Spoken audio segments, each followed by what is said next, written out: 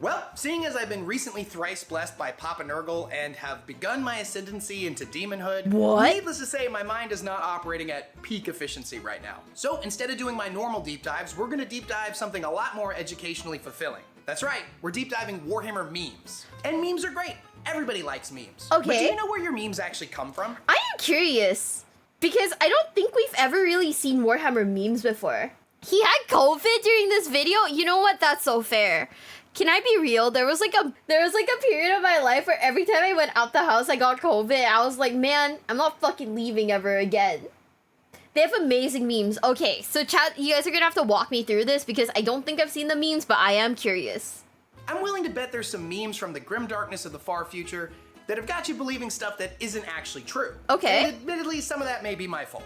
From space furries, to suicidal trench fighters, to purple orcs and a Primarch who definitely didn't do anything wrong. Oh? Memes are basically an extension of a community's passion and obsession. And they're a pretty interesting snapshot into what we find endearing about such a bleak and depressing universe. And yeah, many of them are not accurate. Hell, some of them are blatantly wrong. Stop! Not these like naked guys being the custodian guard. Ah! That's crazy! So what? They're fun, and everybody likes fun. The only people that get upset about the lore inaccuracy of— I need this. I don't know how to tell you guys this, but I need this so bad. This little puppy. What the fuck? I need it. Oh shit. of memes are people who aggressively hate fun. Which definitely isn't you, as you clicked on a video all about Warhammer memes. Yeah, guys, we don't And hate fun the greatest here. thing about 40k memes, they literally never change.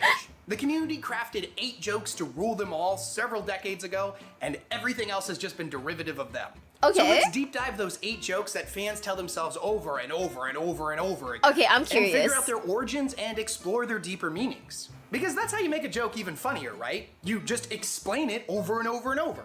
Everybody likes when you have to explain a joke. Anyways, let's get into it. Before we get started, I want to give a shout out to this week's sponsor. One of my favorite types Remember, of games guys, has we always watch been all online of these. shooters. But as life keeps getting even more hectic, I just don't have the time to play them like I used to. That was until I found Mech Arena. It lets me get in a whole bunch of fast-paced mech action in seconds. The maps and objectives are set up to absolutely maximize the action. Is this Encounters are Titanfall, but intense like and on constant, and the respawn times mobile? are practically non-existent. Not to mention the short round times mean I can get 2 or 3 matches in under 10 minutes. And there are thousands of different mech and gun combos. I know I personally love going tank mode in my Panther with twin thermal lances. The other team might as well pack up early because ain't nothing stopping this this just Titanfall, but and like once mobile? they're completely demoralized, I like to kick it up a notch and switch over to my fast mechs. Namely, either the Killshot or the Lancer. They drop the armor in exchange for pure speed, letting me go in for the flank, pop an unsuspecting mech or two, and slip back out before they Titanfall. even know what happened. And my absolute favorite part about this game is that I've never really felt like a match was unwinnable. I always feel well equipped for whatever the other team is throwing at me, which is ridiculously impressive, considering that the matchmaker can come up with 2 equally balanced 5-man teams in around 10 seconds. This dude right here thought he had some pretty good juke skills. My mans was absolutely confident he got away. You thought. Oh snap, he got mad. That's Shouldn't have been so on the other team, my silly. dude. I don't know what Wait, to tell you. this is kind of Mech Arena's funny. got a ton happening this month, including Battle Pass Season 6, where you can get your hands on some amazing new skins and a bunch of other goodies. And if that's not enough, there's a ton of special events did you guys happening like as see well that are gonna Titanfall have 3 some was like pretty sweet canceled? rewards, including Why do they new hate weapons, us? skins, and even a new pilot. Why do they hate us, Mech chat? Arena is getting pretty big, and that means bigger prizes, more competition, and a lot more fun. You can play Mech Arena on iOS and Android right now, and it's completely free to play.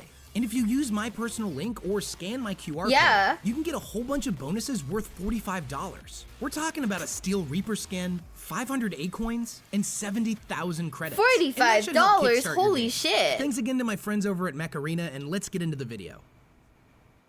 So to do a Warhammer meme video proper, I feel like we have to talk about the orcs first, as they've spawned more memes than pretty much any other faction. But Okay. we're gonna focus on one in particular here, and it's my personal favorite. Which one And is with it? that said, I have one question to ask you. Have you ever seen a purple orc? The answer is no, you have not. Stop lying. What? And believe it or not, there's actually a really good reason why you haven't seen one. And that's because purple is the most sneaky color. You see, orcs believe that certain colors bestow upon them certain abilities and powers. Okay. And since each one of them generates a psychic field that can tend to manifest their beliefs into reality, these colors do tend to do what the orcs think they should. The most well-known of which is the color red, which orcs believe makes things go faster. Thus, the vehicles that are painted red tend to go faster than the ones that aren't. Blue represents luck, and blue orcs tend to be luckier than other orcs. Black equals toughness, yellow equals wealth and better explosions. And all orcs agree that That's green kinda is cool. the best color, so without having any kind of specific examples of what green actually does for them, they all agree that everyone can benefit from having at least a little bit of green on them. Okay. Now, here's the thing about purple. It's actually not one of the colors that canonically gives them any kind of extra ability. There has never been any mention of purple orcs anywhere in the official canon. But you see, this makes a lot of sense to the orc fans, as the reason you don't see purple orcs is because clearly purple is meant as a stealth color for them. Purple orcs are so damn stealthy that you can't even see them in the lore. Okay, moving on from the orcs, let's talk about the Adeptus Mechanicus' complete obsession with, of all things, toasters. Oh, it's a toaster meme. Okay. Wait.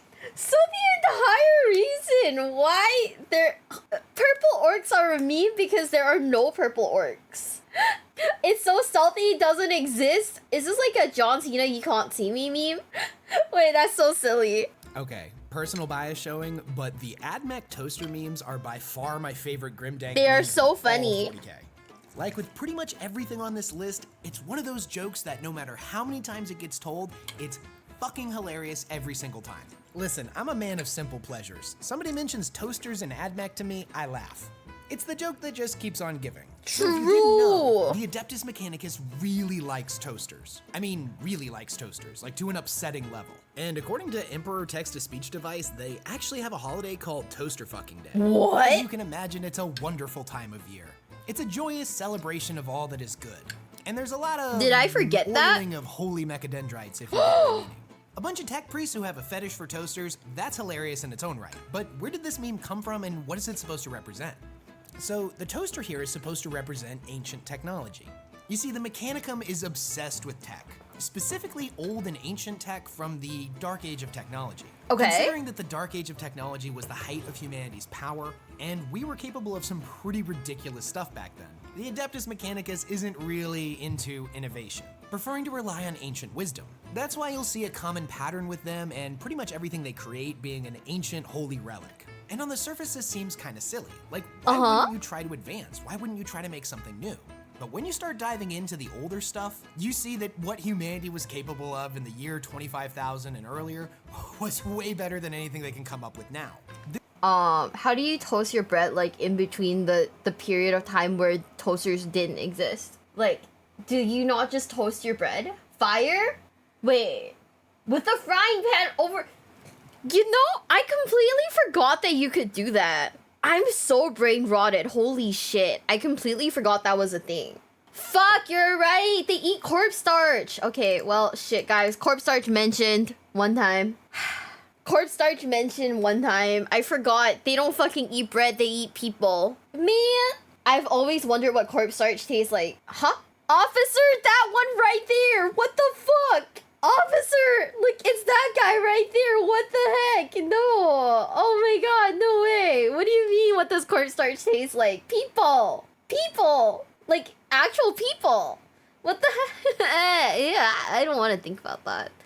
Would you not want to taste corpse starch for science? No!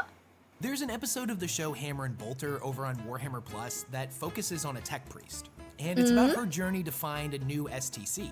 Which, if you don't know what those are, they're basically the blueprints for some of this old tech. Okay. And this may be a minor spoiler, but I'm going to avoid spoiling the entirety of the episode, just enough to make my point. When she does ultimately find this STC, it is revealed to be basically like the Necron's living metal. It allows their existing machines to literally repair themselves. Like, the metal can actually regrow. And this is insanity. Can you imagine how powerful that would be if the Imperium just suddenly had the same abilities that the Necrons do? Like if one of their ships just got blown in half and it can just suddenly repair itself? That's how powerful the stuff from the Dark Age of technology was. The data stored on the STCs from this time are insanely valuable and highly sought after by the Mechanicum. Okay. So the toaster is used as a stand-in for this old technology. And between you and me, I 100% understand why they would use a toaster for this. It's the perfect machine. It's elegant yet simple, trivial yet essential. And most importantly, it can be trusted to enact its divine purpose without failure. Its design is deceptively simple, yet it's a marvel of engineering. To gaze upon the divinity of the toaster is to look backwards at simpler times, when the universe was not engulfed in the flames of war. It is to see that how the it accumulation works? of all of mankind's achievements condensed down into a humble yet refined machine, wholly dedicated to a single purpose. And that's a purpose that its master can depend upon it to deliver with divinity and grace. You may see but a humble toaster, whereas the Mechanicus sees it as a beacon in the dark, a gateway into divine purpose of machines. The toaster is perfection made manifest. And I'm sorry, but if you look at this thing and you don't think peak divine sexiness, are you even really alive? Because that's a good ass looking toaster. I would love to slap a purity seal on that. Don't fuck a toaster, chat. I don't know how to tell you this. Do not put your dick in a toaster. That sounds painful. That sounds crazy. Don't fuck a toaster, chat. I know you guys want to. I know you want to. Don't do it. What do you mean? You looked at the toaster and thought wood? Excuse me? Huh? If they made a toaster toy, do you think the Warhammer fans would eat that shit up? Genuine question. Do you think that, like, if they ever made, like, a toaster-shaped toy, Warhammer fans would go insane for that? Okay, enough sexy toasters. Let's move on. Yes, Inquisitor. This video right here. I have received about approximately 100 million variations of this comment in my time creating Warhammer content. Every single time I talk about anything that isn't Space Marines, this comment appears over and over and over again. Hell, even when I do talk about the Space Marines, depending on your perspective, you can definitely still find a reason why this comment would apply. Heresy. Just Just heresy. Usage, it's kind of the perfect joke. You see, the Inquisition is a massive organization, and they have a branch that is designed to cover pretty much every form of heresy. You see, the Ordos are broken into two major categories, Majoris and Minoris. The major Ordos are Hereticus, Malleus, and Xenos, which cover heretics, demons, and aliens. But there's a whole ton of minor Ordos as well, but we'll get into that when I make an Inquisition video. Now, all of the Inquisitors that the Inquisition uses are all trained in different areas, and they all have unique personalities and ways of dealing with problems. To compound on this, and don't get it twisted, I'm speaking very broadly here, there are two major categories of Inquisitor. There are pure... I'm just saying, this sister is so hot, I'd let her arrest me. In, like, a completely not weird sense of the word, she's hot and I'd let her arrest me. Is it heresy to look at a sister of battle and think, yes. Like, I'd let her do whatever she wants to me. Shit. Puritans and radicals. Puritanical Inquisitors are sticklers for the rules. They adhere pretty strictly to religious and political doctrines. Whereas radical Inquisitors are definitely the ends justify the means kind of guys. In the Eisenhorn trilogy, the titular character is basically considered a radical. And at one point, he literally binds a demon to himself. A Puritan Inquisitor would see this as the ultimate heresy. But to a radical, if he's using this demon to better understand and fight chaos, then it's a tool that should be utilized. So it should go without saying that the Inquisitors don't always agree with each other, and fighting and squabbling amongst themselves is definitely pretty common. So depending on if they're a radical or a Puritan, what Ordo they happen to be working for, or even just down to their unique personalities, you can kind of make the argument that no matter what the video's topic is, there's at least one Inquisitor out there that would declare it as heresy. Is it a video about chaos? Heresy. A video on orc biology? Heresy. A video on Space Marine tactics? Well, that's definitely heresy. What if it's a video or a post praising the God Emperor? Well, you better hope you capitalize G in every single instance that God appears, because... I love this picture of them. What the heck? I kind of love this picture. Wait, I want this for my Discord profile. Guys, give me a sec. I gotta screenshot this for my Discord. This is me now. Because otherwise, that's a heresy. That's a heresy! And I know what you're thinking. Wes, you read Warhammer comments all day, every day. You've seen this exact comment in some variation 10,000 times. Hasn't it gotten at least a little bit old? And the answer to that, my friend, is absolutely fucking not. It's still hilarious every single time someone says it. It is. Moving on from the Inquisition, let's talk about the Death Corps Krieg. Ooh. And more specifically, let's talk about their absolutely iconic shovels. I love the shovels. I think the shovels are so funny. I love the shovel. I think okay, I know it's probably not a good thing. I'm a Team Fortress 2 girly, right? So like the shovel brings back like memories. Probably not great. You know what's the thing? One thing I've always wondered about shovels, right, is what does this actually, like, do? Like, you see how, like, the sides have, like, the little, like, jagged ends? Like, what does that do? Oh, it's a saw! You know, that makes sense. So it not only doubles as, like, a saw, it's also doubling as, like, a shovel. So people can build trenches faster. That makes sense. I was just thinking, like, oh, if you bonk someone over the head with it, like, surely that'll hurt, right? Like, the jagged bits, but, oh, it's a shovel. I mean, it's a saw. That makes sense. Which turns out may be less iconic than you think. So I'm gonna be super duper honest with you. I like the Krieg, but the Guard are one of those factions who have insanely deep and complex lore. They may honestly even rival that of the Space Marines. And I've only read a couple of novels focused on them. So the Death Korps of Krieg is a faction I really don't know too much about. I've read the supplements on them, read the wiki pages, and watched lore videos on the Krieg, but to me it's just all facts on paper. Like, I really like reading the novels because it gives me a better understanding and a better feel of how all these facts fit together. And like everybody else in this community, what I think I know about something is often flavored by the memes. Okay. So I was always under the assumption that the Krieg were suicidal trench fighters that fought with shovels. And turns out, that's only partly true. In doing my research for this video, I have found not a single instance of shovels being used by the Krieg in actual combat pretty much anywhere. Which is making me really scratch my head because I've seen so much artwork depicting Krieg soldiers charging at Chaos Space Marines with a sharpened shovel in hand. But it turns out they use a chainsword, or the majority of the time, their actual bayonet over a shovel. That doesn't really happen in any of the lore. It's just something that the community has kind of invented. And I kind of get where it comes from. They're famous for trench warfare. And a shovel would definitely be pretty useful for digging a trench. So yeah, the men of the Krieg don't fight with shovels. I'm incredibly disappointed and my day is ruined. Wait! I hate that! What do you mean? What do you mean? Oh! I feel like someone just told me that everything that I stood for was a lie. How dare the shovels not be canon? This is insane and fucked up and crazy and... Oh, I'm so sad now. I'm so sad now. What the heck? Yeah, I just feel like someone like came over like while I was building like a sandcastle and just kicked it in my face. The Space Wolves are a bunch of furries. I mean, it's kind of obvious to see where this joke comes from. They're pretty obsessed with wolves. They ride wolves into battle, they wear wolf pelts, they've got wolf skulls hanging all over their armor. They've even got a unit called a Wolfen, which is basically a space wolf werewolf, complete with a Walmart-level fursuit. But let's dive beneath the surface of this and see if there's a little bit more information here and determine whether or not they actually are furries. So there's a line in the novel, 1,000 Suns, that has kind of stuck around for a really long time and created an enormous amount of debate in Warhammer 40k circles. It's where Magnus the Red of the 1,000 Suns cryptically says that there are no wolves on Fenris.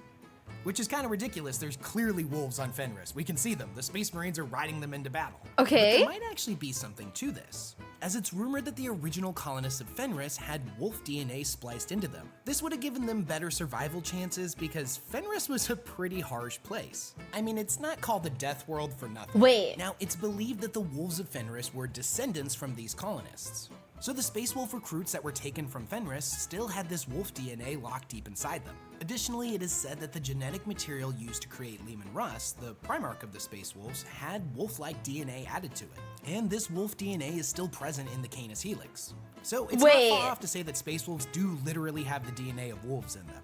Now, it's well documented that the Canis Helix can sometimes make Space Wolves turn into the Wolfen, and because of this, Warhammer fans have speculated that some of the larger wolves may actually be Space Marines who have turned completely. Wait! Now, as interesting as this is, it's mostly fan speculation. We don't really have anything concrete in the lore that says this is true. So they're riding their chapter brothers into battle? They're riding their chapter brothers into battle? Is no souls, no sacrifice? They're riding their brothers? That's crazy. It's fan speculation. They wear their skin. I guess it's like, if it's fan speculation, that makes sense.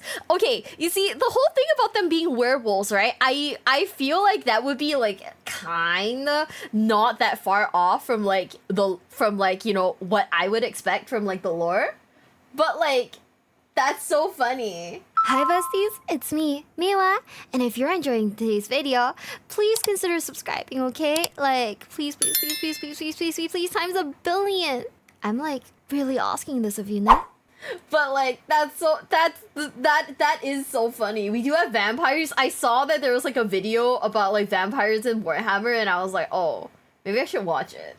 Magnus is always wrong? Oh, okay. Well, fun fact, the trial for a Fenrisian to become a space wolf is a hunt down a Fenris wolf. The same wolves that were once human at one point, and they have enough strength to carry space marines. This universe is so crazy. I'm just gonna keep going. What the heck? I think I just kind of like shorted out mentally. Holy shit. Okay. So whether or not they turn into full-fledged wolves, it doesn't really matter. They do literally have the DNA of canines inside their genetic code. So that's check one for definitely furry confirmed. Oh. The other more simple source of this meme is just the fact that wolves appear pretty much everywhere with space wolf culture.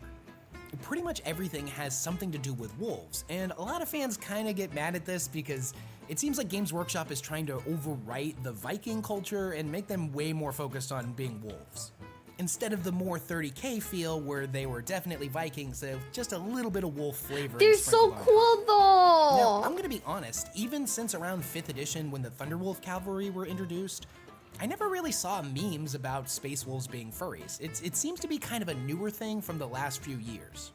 And I think this is mostly just due to the prevalence of both of these communities growing over time on the internet. And the funny thing is, if you look over at Warhammer Age of Sigmar or the Old World, there are literally beast races. There's the Skaven, the Lizardmen, and the Beastmen. They are actually armies of anthropomorphic animals. But nobody makes furry jokes at Skaven players' expense. That doesn't really happen. So why is this? Why do the Space Wolf players do people actually play their rats? It doesn't really happen with the people who are actually playing a furry army. Now, it's my personal belief that this is a little bit of the Streisand effect. And that's where the more somebody tries to censor, cover up, or hide something, the more people start to dig deeper into it. I'm about to perfectly sum up Warhammer for you in 2 to 4 words. Daddy issues, the war. Bro, maybe that's why I like Warhammer so much. This entire thing just stems from like insane daddy issues, right? And it's like, what do I have? Daddy issues. Therefore, Warhammer is relatable. Maybe it's time for me to start a war because of my severe daddy issues. Horus was bald, therefore you need to be bald to start a war is insane. The bald heresy. Okay, guys. It's official. We gotta... If I want to start a war, I gotta get rid of the pink. This is so sad. Fulgrim is not bald. I feel like Fulgrim is like the exception to the rule. Fulgrim's just crazy. Abaddon isn't bald though. He is bald in my heart. Trust. The Miwa heresy, guys, stop. We're not being heretics, okay? I'm vibing. I have seen a lot of posts from Space Wolf players basically saying that they're not fucking furries, and getting big mad whenever anybody insists that they are. And here's the thing about being on the internet. If somebody makes a joke at your expense, and you get defensive, you can expect that joke to keep coming up over and over and over. If you honestly, roll with the punches and embrace it or laugh about it, then people are not really getting the reaction that they want out of you, and they tend to just kind of stop. So this is me just thinking out loud. But if somebody plays one of the beast races in Age of Sigmar, they're literally playing a race of anthropomorphic animals, and they like that. Whether or not they're I guess furry, so, it doesn't yeah. really matter. They enjoy the army for what it is, so if somebody calls it a bunch of furries, they'll be like, yeah, I mean, I guess that is literally what they are. But if you tell the big, proud Space Wolf player that his Vikings are actually furries, they have a tendency to write up a big, long response on why you're wrong and why they don't like how Games Workshop is making them all about wolves and erasing the Viking culture and blah, blah, blah. Stating the obvious here, but it's obviously not all Space Wolf players that are like this. I mean, I personally play Chaos, and we have a tendency to be just as, if not a lot more whiny, but there does seem to be a pattern here. So the joke is gonna keep coming back. So in conclusion, are the Space Wolves furries? No, they're not, but the joke stems from Space Wolf players being easily offended by it. I wonder, who is like the whiniest of all the... Okay, In Warhammer 40k specifically, we're not gonna open it up to like fantasy or Age of Sigmar, that kind of thing. In 40k specifically, who is the whiniest type of player? My chapter is literally vampires with daddy issues. That's me, bro. I don't see the sun and I have severe daddy issues. Iron Warriors? Peter Turbo? The guys when you call them out? I'm curious, do people like really like cheat? Do people cheat a lot? People do that? That's crazy. Tau? Okay, so I'm seeing that people say Tau and Space Marines are the whiniest. Anyone easily butthurt, all factions are sound. You know, that makes sense. That makes sense. Look up toilet dice. Oh, we've seen that. We've seen the video on the toilet dice. The toilet dice is so funny. I kind of love that.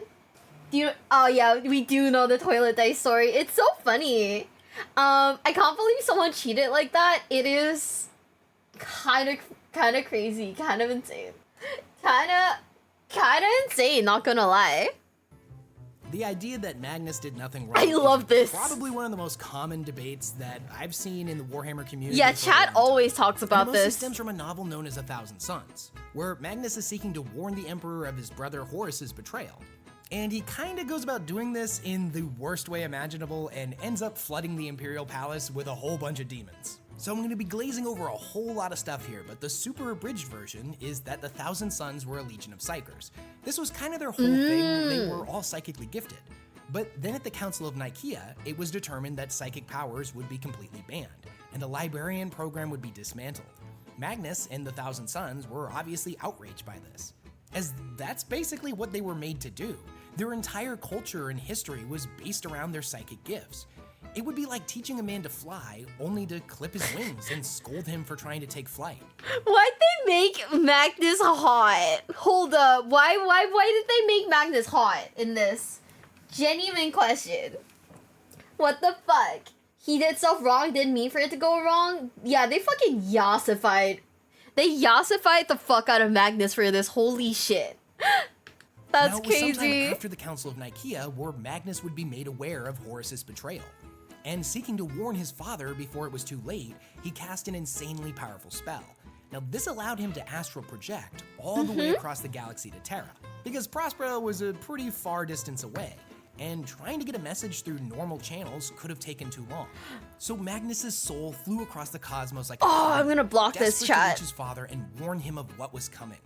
But when he got close, he encountered a massive psychic barrier that no matter what he did, he couldn't penetrate it. Now this is when Tzeentch appeared before him and offered him the power he needed to break through.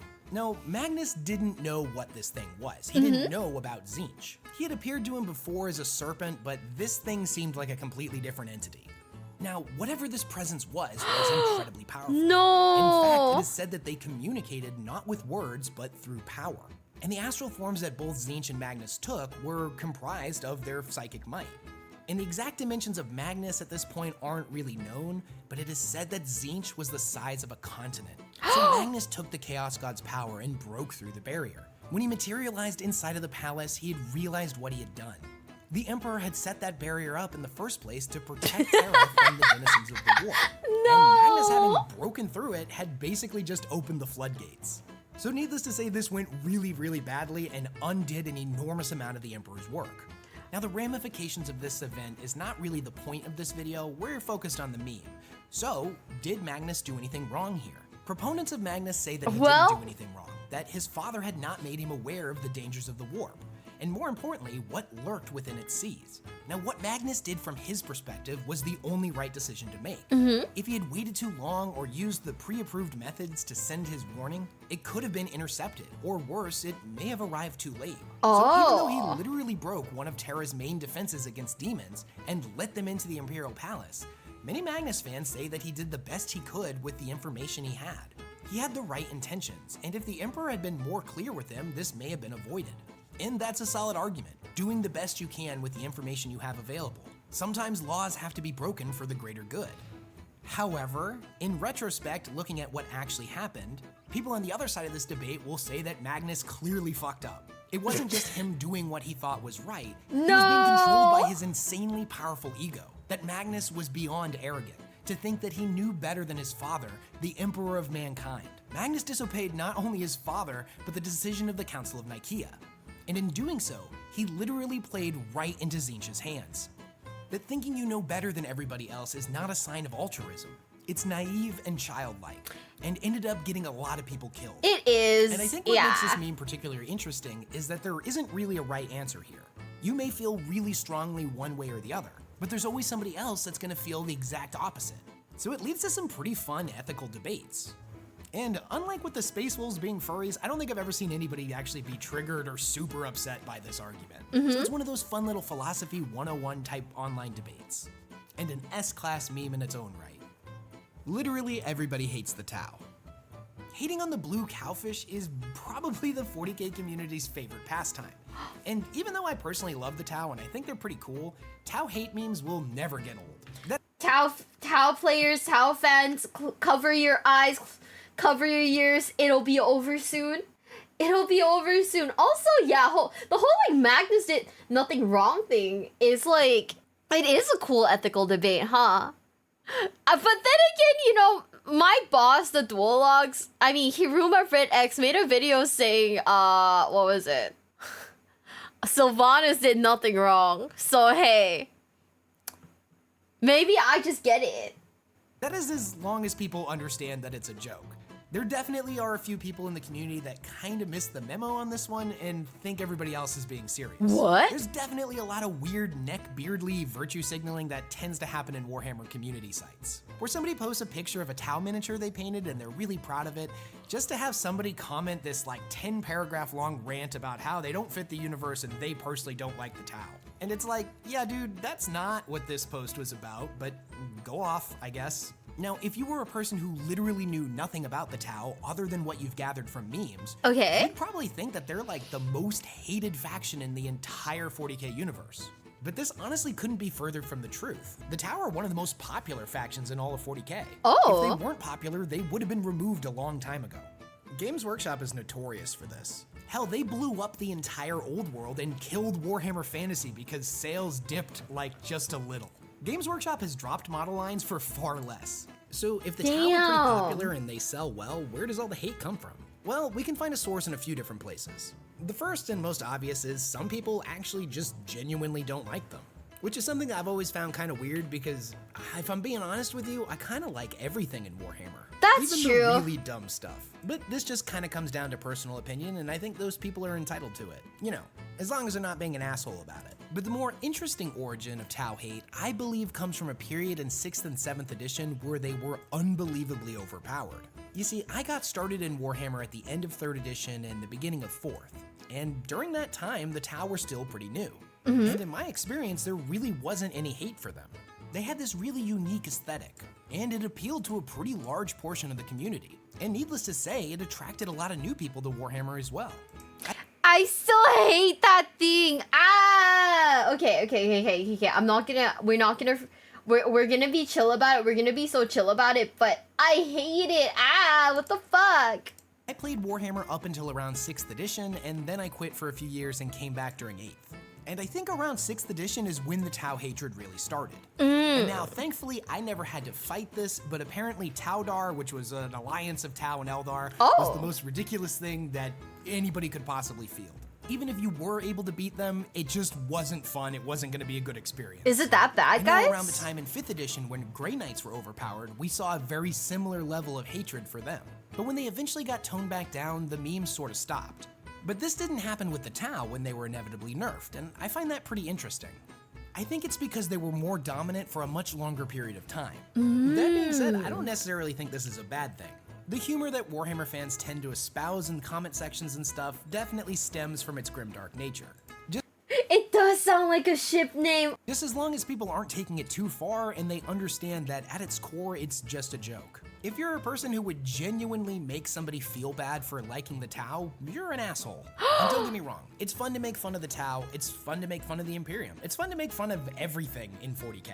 It's fun to accuse people of heresy and tell them that they're calling the Inquisitor. Warhammer is a pretty dark universe, and thus the humor that stems from it tends to be pretty dark as well. But at the end of the day, we're a family. This is an awesome community, and we don't really want to make somebody feel unwelcome for liking something within our community. Yeah. So that being said, I will never stop that, making fun guys. of Tau. I'll never stop making fun of the Space Wolves, and I don't think we need to. That's not what I'm calling for. Just, be cool. We're all gathered together to play make-believe generals with our toy soldiers, so could you just be cool for like a minute? Yeah. So what memes do you think I missed? I agree. Okay, if you really think about it, right? Aren't we just crashing out over like essentially toy soldiers and like children's card games? So like, what does that make us as like, I don't know, people? Like crashing the fuck out over like, I don't know, people who crash out over like Yu-Gi-Oh! It doesn't like make sense to me. You know what I mean? Like, this is ultimately a kid's card game. And isn't Warhammer just like expensive soldiers toys? So like, why are we crashing out as like adults?